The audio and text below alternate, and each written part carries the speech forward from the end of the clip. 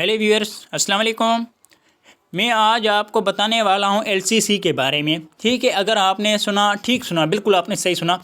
LCC का मतलब है एब्रीविएशन स्टैंडर्ड फॉर्म है लेरी कैडेट कोर्स। ठीक है, उसके बारे में आपको बताने वाला हूं कि किस तरह ऑनलाइन अप्लाई किया जा सकता है। तो सबसे पहले आप जाएंगे गूगल पे जाने के बाद आप टाइप करेंगे joinpakarmy.gov.pk। ठीक है, आप इस पर क्लिक करने के बाद क्लिक करेंगे तो ऑफिशियल वेबसाइट पे आप जाएंगे ऑनलाइन अप्लाई करने वाली पे। ठीक है, तो सबसे पहले आपको इसमें 3 ऑप्शन मिल जाएंगे। 3 ऑप्शन, सबसे पहले आप इसकी कोर्स की डिटेल जानना चाहते हैं तो इस पर फर्स्ट वाले पे क्लिक करेंगे। उसके बाद ऑनलाइन अप्लाई करने वाले हैं तो सेकंड पे अप्लाई करेंगे। उसके बाद अगर आप एप्लीकेशन स्टैंडर्ड आप चेक करना चाहते हैं तो इस पर आप अप्लाई करेंगे। सबसे पहले हम अपने तरीके पे जाते हैं। ठीक है, तो मैंने ऑनलाइन अप्लाई करने के क्लिक कर दिया। ठीक है, तो ऑनलाइन अप्लाई कैसे किया जा सकता है। और सबसे पहले मैं आपको ये बात वाज़ेह बता दूं कि आप इसमें अप्लाई सिर्फ लड़कियां कर सकती हैं। ठीक है, मेरी बहन भाई अप्लाई कर सकते हैं। ठीक है, जिसकी बहन है वो भी अप्लाई कर सकता है, वो खुद ही इस पर अप्लाई कर सकता है।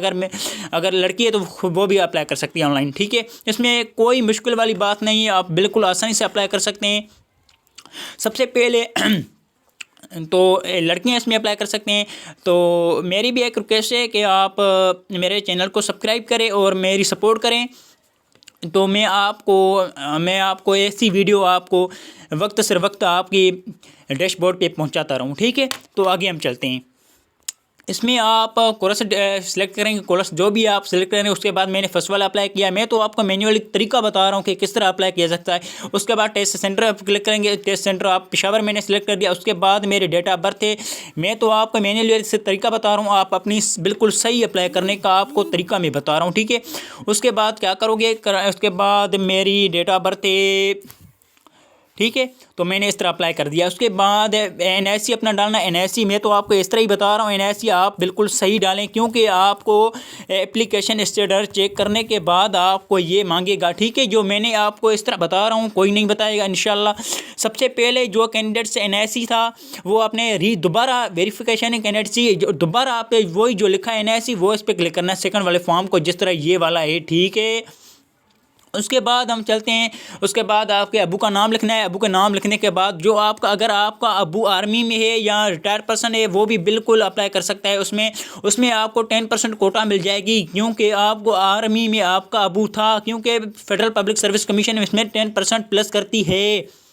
उसके बाद जो अबू की रैंक है वो अप्लाई करना। ठीक है, अबू की कैटेगरी है। ठीक है, जो बिजनेसमैन है, प्राइवेट जॉब है, गवर्नमेंट जॉब है, मेरा तो आर्मी सर्विस है। ठीक है, तो मैं आप उन लोगों की बता रहा हूँ। ठीक है, जिन लोगों का नहीं है तो वो इसमें आप चॉइस कर सकते हैं। इसमें बहुत सारे आपको ऑप्शन मिल सकते हैं। ठीक है, उसके बाद फादर नेम जिसका भी नाम है, जिसका उसके अबू का नाम है, मैं तो आपको ऐसे ही लिख रहा हूँ। ठीक है, उसके बाद जिसके अबू का नाम है वो आप लिख सकते हैं। उसके बाद एनआईसी जो है अबू का, वो एनआईसी अबू का लिख देना। ठीक है,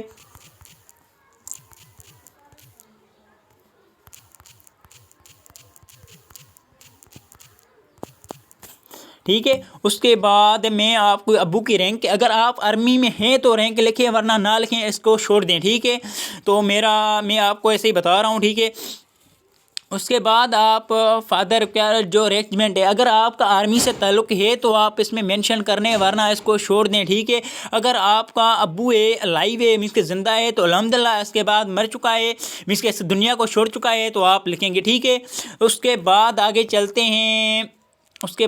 ठीक है, अगर आपकी यूनिट अबू की है तो उसमें आप मेंशन करना। ठीक है, उसके फादर यूनिट है। उसके बाद फादर इनकम आपकी है। ठीक है, जो भी आप फादर इनकम इसमें आप सिलेक्ट कर सकते हैं। ठीक है, उसके बाद आप क्या करेंगे, उसके बाद डेट ऑफ प्लेस, अगर आपका अबू मर चुका है किसी जगह पे है तो उसकी जगह इसमें मेंशन कर लेना है। उसके बाद प्लेस आप ऑपरेशन वगैरह मीन्स के कहाँ ऑपरेशन हुआ था, जिस तरह जंगें होती है, ज़रब अज़ाब हुआ था। ठीक है, जिस जंग में बहुत सारे हमारे भाई फौजी शहीद हुए थे, इस तरह जिस तरह वो ज़रब अज़ब साउथ वज़ीरिस्तान हुआ था वो जगह आप मेंशन करना अगर है तो, वरना नहीं है तो इस मदर छोड़ देना। ठीक है, मदर नेम उसमें लिखना।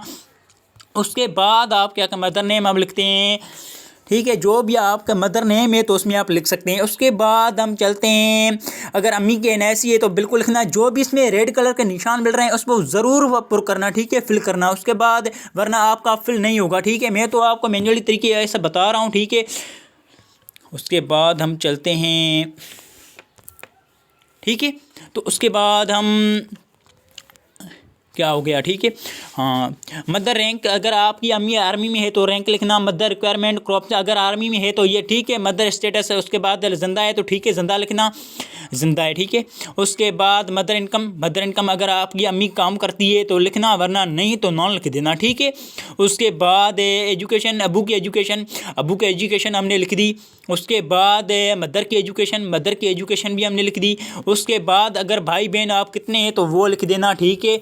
उसके बाद आप फैमिली इनकम, फैमिली इनकम भी लिख देना। उसके बाद आपको ऐसे डोमिसाइल, अगर डोमिसाइल किसी भी साइज़ का अगर, ठीक है, डोमिसाइल लिख देना। उसके बाद अगर आप जिस सूबे से हो तो वो ताल्लुक़ रखना, ठीक है। उसके बाद आप डिस्ट्रिक्ट जो भी है आपका वो लिख देना, ठीक है। उसके बाद उसके पोस्टल कोड जो भी आपका है पोस्टल कोड वो लिख देना, ठीक है। पोस्टल कोड है हमारा 020 है, ठीक है, ये पोस्टल हमारा। उसके बाद जो तहसील है आपको इसमें मेंशन करना, जो भी तहसील, अगर जो आप डिस्ट्रिक्ट सेलेक्ट करोगे उसी हिसाब से ये तहसील आपको दिखाएगा, ठीक है। उसके बाद एड्रेस लिख देना, एड्रेस है, ठीक है।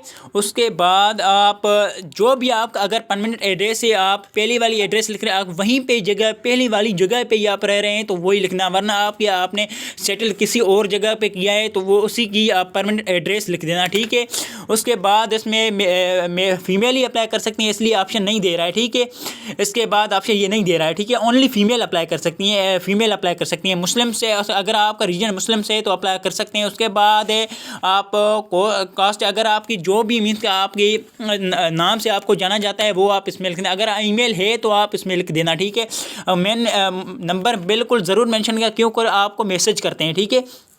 अगर आप फ्रेश हैं तो फ्रेश लिख देना, ठीक है। अगर नहीं है तो वो भी, क्योंकि इसमें फ्रेश ही अप्लाई कर सकते हैं इसलिए आप फ्रेश ही ऑप्शन दे रहा है, ठीक है। उसके बाद आपकी मैट्रिक जो क्वालिफिकेशन है, मैट्रिक आपने आर्ट्स में किया, ओ लेवल में किया, ओ लेवल में किया। उसके बाद नंबर कितने हैं आपके, नंबर हैं आपके 850, ठीक है। 800 नंबर के दूसरे सूबों में इसके मुख्तलिफ हो सकते हैं, ठीक है, कंप्लीट है। उसके बाद क्योंकि मैट्रिक हो कंप्लीट है, इसमें अप्लाई दूसरे ग्रेजुएशन वाले अप्लाई कर सकते हैं, इंटर वाले अप्लाई कर सकते हैं, इसमें बहुत सारे कैटेगरी वाले अप्लाई कर सकते हैं, ठीक है।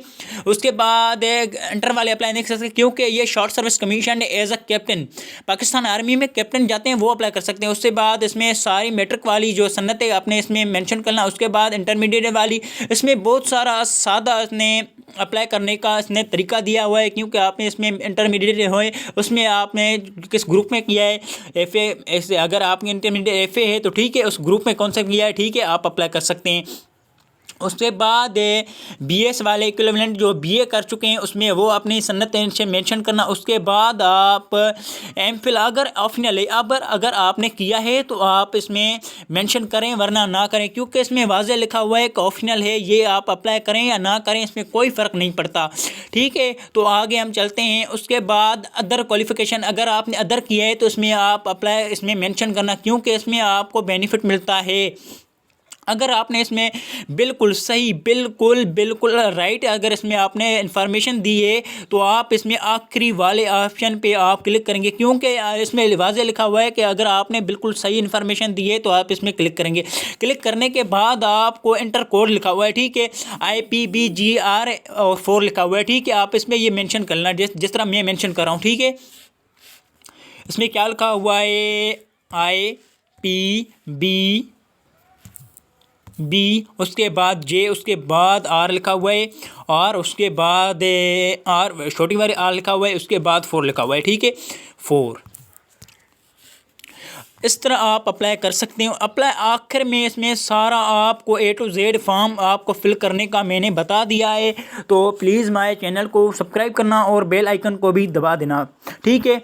इसमें आपको बिल्कुल सादा अप्लाई करने का तरीका बताया हुआ है आप लोगों को, ठीक है। उसके बाद लास्ट में आप अप्लाई करने के बाद आप रजिस्ट्रेशन पे अप्लाई करेंगे, ठीक है। अगर आपने कोई गलती की है तो आप उसको अभी मीन्स के करेक्ट कर सकते हैं। अगर आपने बिल्कुल करेक्ट नहीं की है तो आप रिस्टार्ट पे अप्लाई करें। रिस्टार्ट पे जाएंगे तो आपको सारी जो आपने रॉन्ग इन्फॉर्मेशन दी है उस पर आप वो रिमूव हो जाएगी, ठीक है। उसके बाद ये अप्लाई करने का आपको मुकम्मल तरीका मैंने बता दिया है।